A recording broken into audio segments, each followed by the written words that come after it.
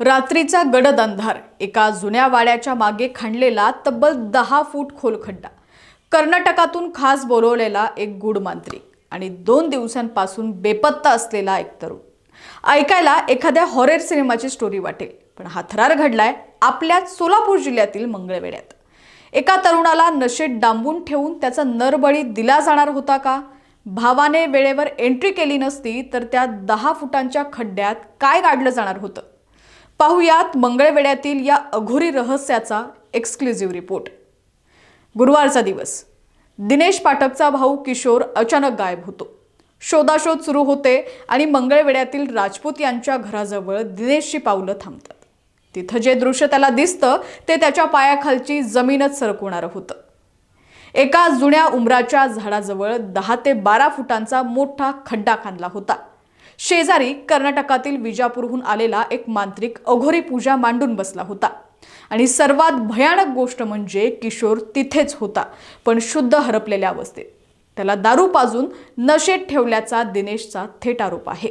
माझा 2 नंबरचा भाऊ किशोर पांडुरंग पाठक ह्याला दिनांक 27 म्हणजे मंगळवारी गुरुवारी दुपारपासून घरात आला नाही. कामावर हुडकला असल्यास कामावर दिसला नाही.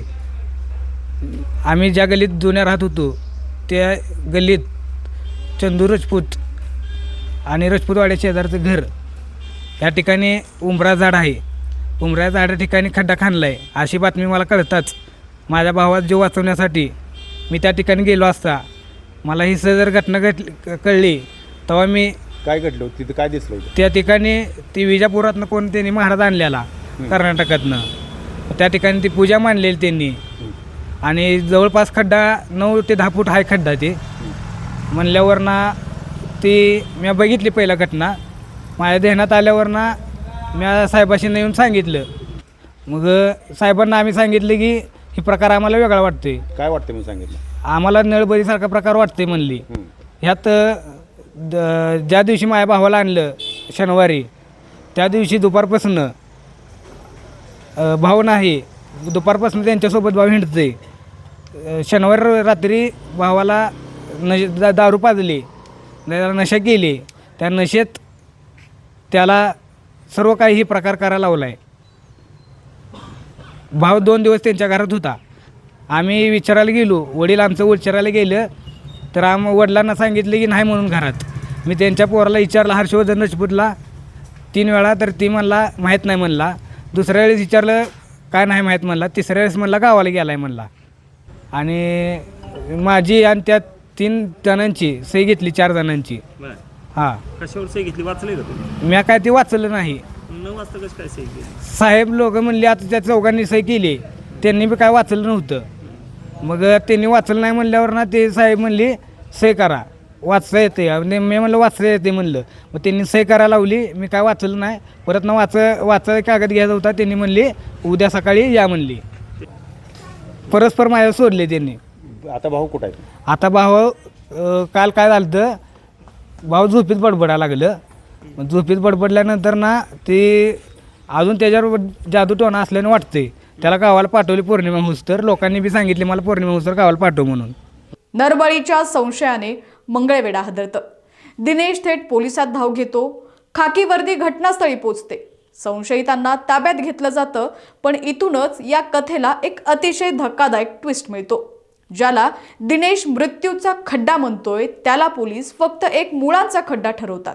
पोलीस स्टेशनला माहिती मिळाली की मंगळवेढा शहरात किल्ला भाग या ठिकाणी एका घरात अघोरी पूजा चालू आहे. त्या ठिकाणी नरबळीसारखा वगैरे प्रकार घडत आहे. ती माहिती मिळताच मी स्वतः तसेच त्या बीटचे अंमलदार असे तात्काळ घटनास्थळी पोचलो.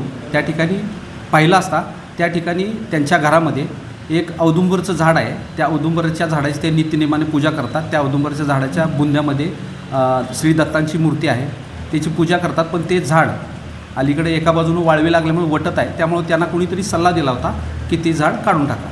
तर ते झाड काढण्यापूर्वी त्या झाडाची मुळी काढून त्याची पूजा करून त्यांना ते झाड काढण्यासाठी सल्ला दिला होता. त्याप्रमाणे त्यांनी त्या झाडाच्या एका बाजूला खड्डा काढून त्यातून मुळ्या काढल्या होत्या आणि बाजूला पूजा केली होती. तर आम्हाला तसा कोणताही अघोरी प्रकार त्या ठिकाणी आढळून आलेला नाही. पोलिसांचा हा दावा ऐकून कुणीही चक्रावून जाईल. फक्त एका झाडाच्या मुळ्या काढण्यासाठी राज्याबाहेरून विजापूरचा मांत्रिक का बोलावला? मुळ्या काढण्यासाठी 10 फुटांचा खड्डा कोण खणतं? आणि सर्वात महत्त्वाचा प्रश्न, त्या खड्ड्याजवळ बेपत्ता किशोरला नशेत का ठेवलं होतं? दिनेशचा आरोप आहे की पोलिसांनी या प्रकरणात जुजबी कारवाई केली आहे. संशयितांना दुसऱ्याच दिवशी सोडून दिलं आणि साध्या कागदावर न वाचता त्याच्या सह्या घेतल्या. आता किशोर झोपेत बडबडतोय. त्याच्यावर जादूटोणा झाल्याची भीती कुटुंबाला सतावतीये. हा प्रकार साधासुद्धा नक्कीच नाहीये. पोलिसांच्या झाड काढण्याच्या थेरीवर लोकांचा विश्वास बसत नाहीये. जर दिनेश तिथे पोहोचला नसता तर त्या रात्री त्या खड्ड्यात काय घडलं असतं हे गूढ अजूनही कायम आहे. अंधश्रद्धेच्या नावाखाली निष्पाप जीवांचा बळी जाण्याआधी व्यवस्थेला जागं होण्याची गरज आहे. या प्रकरणाची सखोल चौकशी व्हावी ही संपूर्ण मंगळवेढाकरांची मागणी आहे. अधिकच्या अपडेटसाठी पाहत रहा HPN मराठी न्यूज.